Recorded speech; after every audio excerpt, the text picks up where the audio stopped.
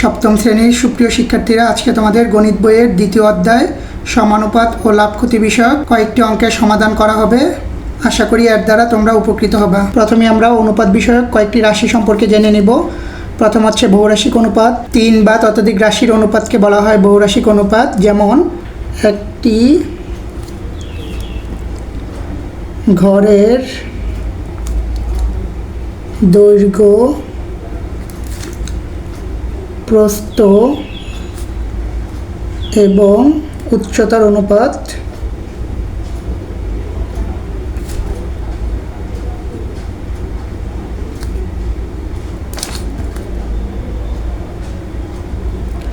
পাঁচ মিটার অনুপাত 2 মিটার অনুপাত 4 মিটার। এখানে একটি ঘরের দৈর্ঘ্য, প্রস্থ এবং উচ্চতার অনুপাত দেওয়া আছে। দৈর্ঘ্যের অনুপাত 5 মিটার, প্রস্থের অনুপাত 2 মিটার এবং উচ্চতার অনুপাত 4 মিটার। সুতরাং এখানে 3টি রাশির অনুপাত দেওয়া আছে, সুতরাং এটি একটি বহুরাশিক অনুপাত। তারপর আমরা জানব ধারাবাহিক অনুপাত। প্রথম অনুপাতের উত্তর রাশি এবং দ্বিতীয় অনুপাতের পূর্ব রাশি সমান হলে সে অনুপাতকে বলা হয় ধারাবাহিক অনুপাত। যেমন পুত্র এবং পিতার বয়সের অনুপাত,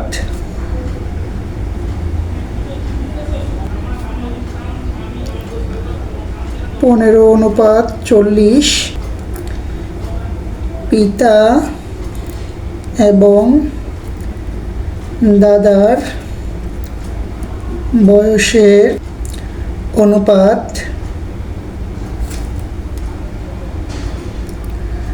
40:70।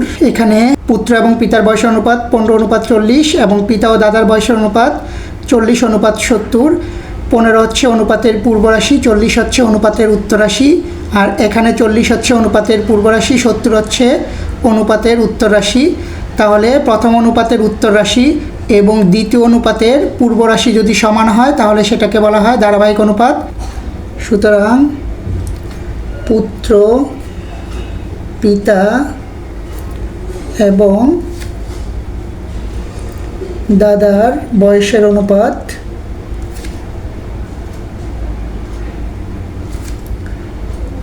15:40:70। এই অনুপাতকে বলা হয় ধারাবাহিক অনুপাত। তারপর আমরা জানব সমানুপাত। 4টি রাশির মধ্যে প্রথম এবং দ্বিতীয় রাশির অনুপাত এবং তৃতীয় চতুর্থ রাশির অনুপাত পরস্পর সমান হলে তাকে বলা হয় সমানুপাত।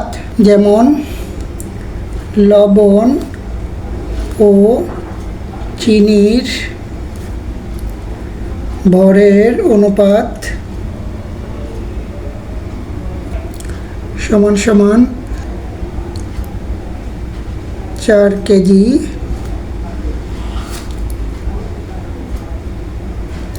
8 কেজি। এই অনুপাতকে যদি আমরা লঘিষ্ঠ আকারে প্রকাশ করি তাহলে উভয় পক্ষকে আমরা 4 দিয়ে ভাগ করতে পারি। তাহলে আমরা পাবো 1:2। আবার লবণ ও চিনির দামের অনুপাত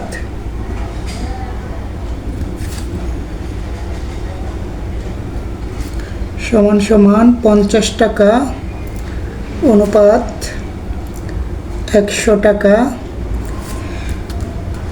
এখানে আমরা অনুপাতকে যদি লঘিষ্ঠ আকারে প্রকাশ করি তাহলে উভয় পক্ষকে আমরা 50 দিয়ে ভাগ করে দিতে পারি। তাহলে আমরা পাবো 1:2।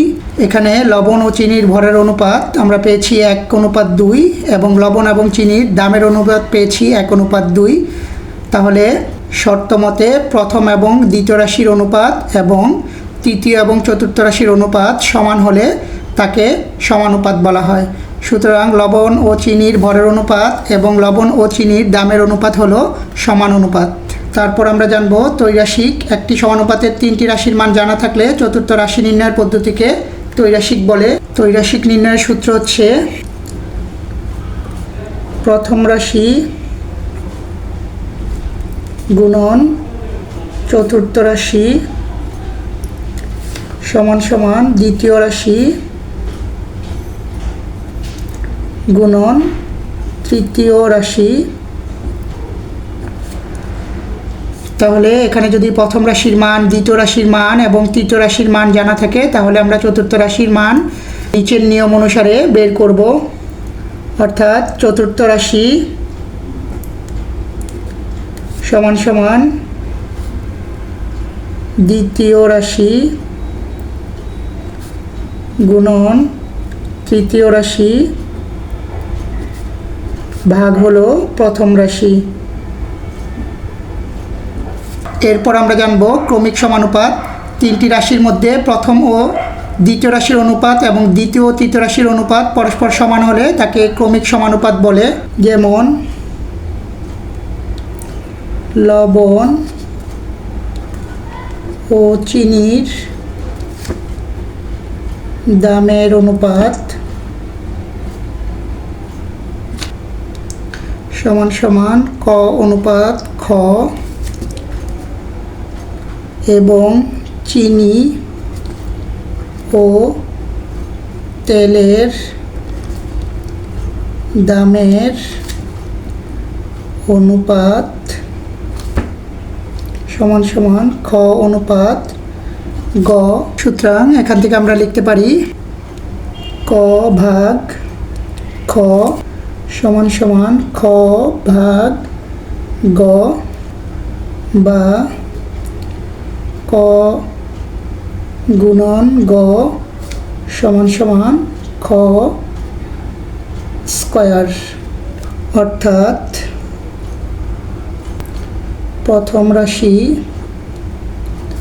গুণন তৃতীয় রাশি সমান সমান দ্বিতীয় রাশির বর্গ।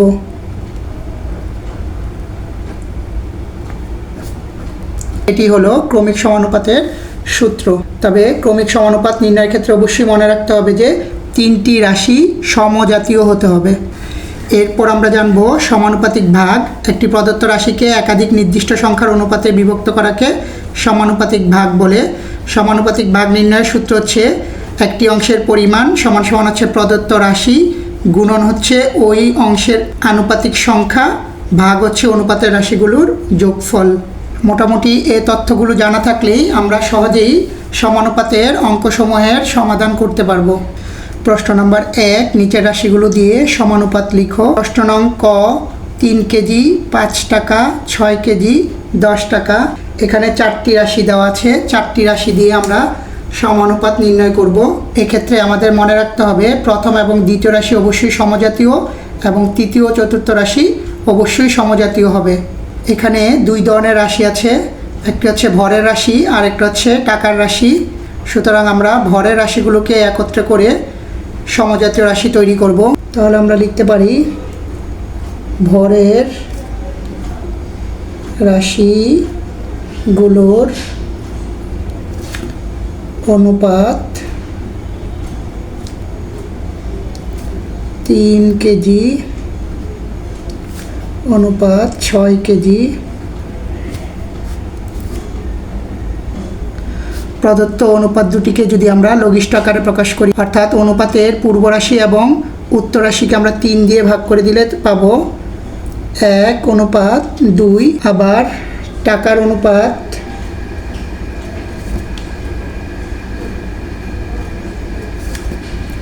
সমান সমান 5 টাকা অনুপাত 10 টাকা। অনুপাতের উভয় রাশিকে আমরা লঘিষ্ঠ আকারে প্রকাশ করতে পারি। এক্ষেত্রে অনুপাতের পূর্ব রাশি এবং উত্তর রাশিকে আমরা 5 দিয়ে ভাগ করতে পারি। তাহলে আমরা পাবো 1 অনুপাত 2। উভয় ক্ষেত্রেই অনুপাত দুটি সমান, তাই আমরা বলতে পারি প্রদত্ত 4টি রাশি একটি সমানুপাত তৈরি করেছে। সুতরাং ভরের অনুপাত 3 কেজি অনুপাত 6 কেজি সমান টাকার অনুপাত 5 টাকা এবং 10 টাকা। সুতরাং আমরা প্রদত্ত সমানুপাতকে এভাবে লিখতে পারি 3 অনুপাত 6 সমান চিহ্ন উঠে দিয়ে আমরা ডাবল অনুপাত দিয়ে বাকি অংশ লিখে দিব 5:10।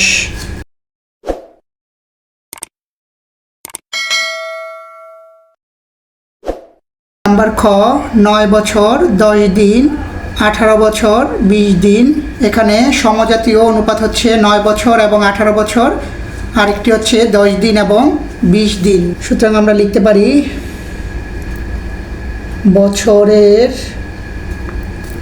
অনুপাত সমান সমান 9 বছর অনুপাত 18 বছর। অনুপাতের উভয় রাশিকে আমরা 9 দিয়ে ভাগ করতে পারি, তাহলে আমরা পাবো 1:2। এবার আমরা দিনের অনুপাত লিখব। দিনের অনুপাত সমান সমান 10 দিন অনুপাত 20 দিন।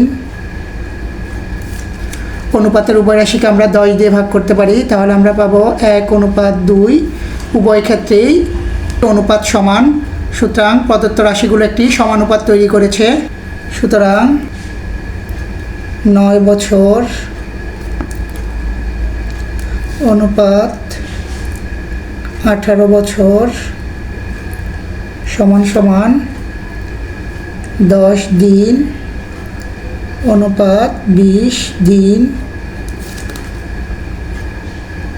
সুতরাং প্রদত্ত সমানুপাতকে আমরা নিম্নোক্ত উপায়ে লিখতে পারি 9:18 সমান সমান চিহ্ন উঠে দিয়ে আমরা ডাবল অনুপাত দিব, তারপর 10:20। প্রশ্ন নম্বর গ, 7 সেন্টিমিটার 15 সেকেন্ড 28 সেন্টিমিটার ও 1 মিনিট। প্রদত্ত অঙ্কে দুই ধরনের রাশি দেওয়া আছে, একটি হচ্ছে দূরত্বের রাশি আর একটি হচ্ছে সময় রাশি। এখানে 7 সেন্টিমিটার এবং 28 সেন্টিমিটার হলো দূরত্বের রাশি, তাই এই দুটি হচ্ছে সমজাতীয় রাশি। অপরদিকে 15 সেকেন্ড এবং 1 মিনিট এই দুটি হলো সময় রাশি, তাই এই দুটি হলো সমজাতীয় রাশি। দূরত্বের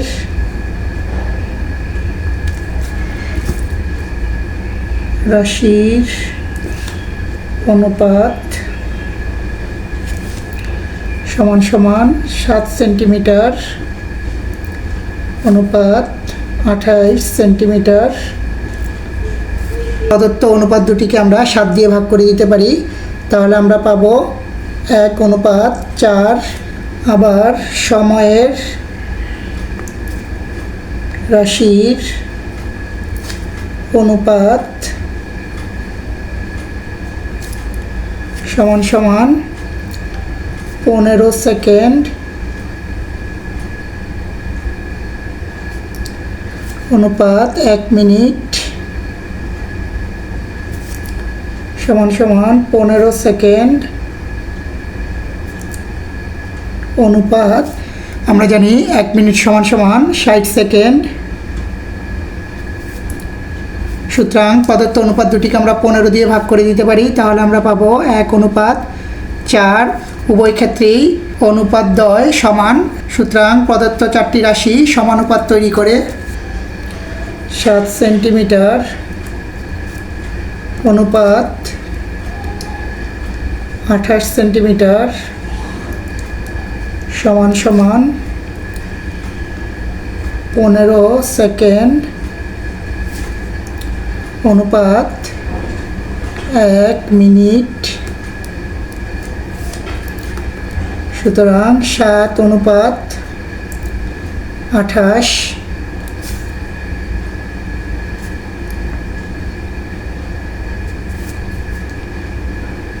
ডাবল অনুপাত 15:60।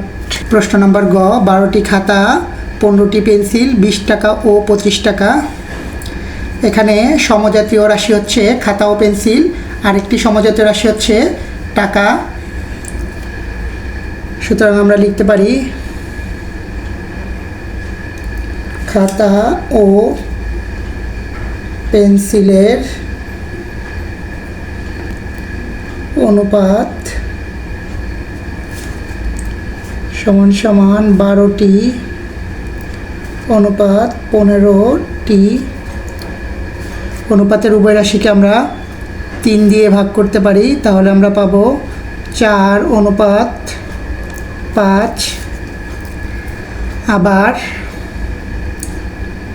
টাকার অনুপাত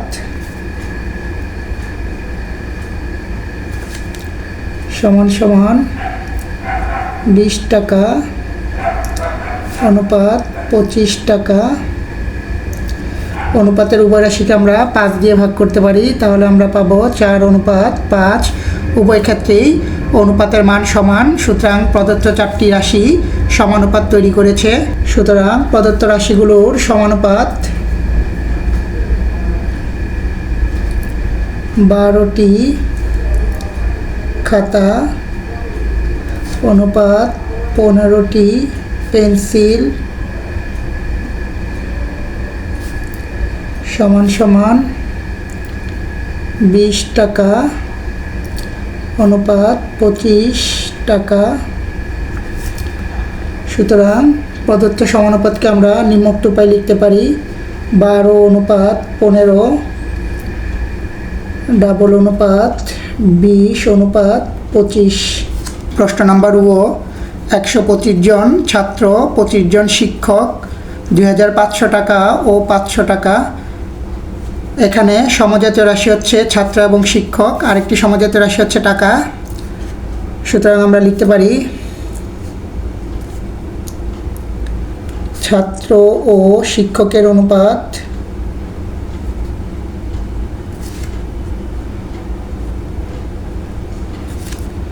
সমান সমান 125 জন অনুপাত 25 জন। প্রদত্ত অনুপাতের উভয় রাশিকে আমরা 25 দিয়ে ভাগ করতে পারি, তাহলে আমরা পাবো 5:1। আবার টাকার অনুপাত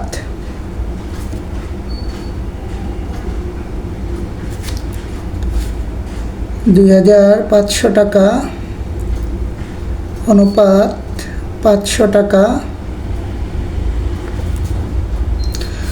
অনুপাতের উভয় রাশিকে আমরা 500 দিয়ে ভাগ করতে পারি, তাহলে আমরা পাবো 5:1। উভয় ক্ষেত্রেই অনুপাতের মান সমান, সুতরাং প্রদত্ত 4টি রাশি একটি সমানুপাত তৈরি করেছে। সুতরাং প্রদত্ত রাশিগুলোর সমানুপাত 125 জন ছাত্র অনুপাত 25 জন শিক্ষক সমান সমান 2500 টাকা অনুপাত 500 টাকা। প্রদত্ত সমানুপাতকে আমরা নিম্নোক্ত উপায়ে লিখতে পারি: 125:25, ডাবল অনুপাত 2500 অনুপাত 500।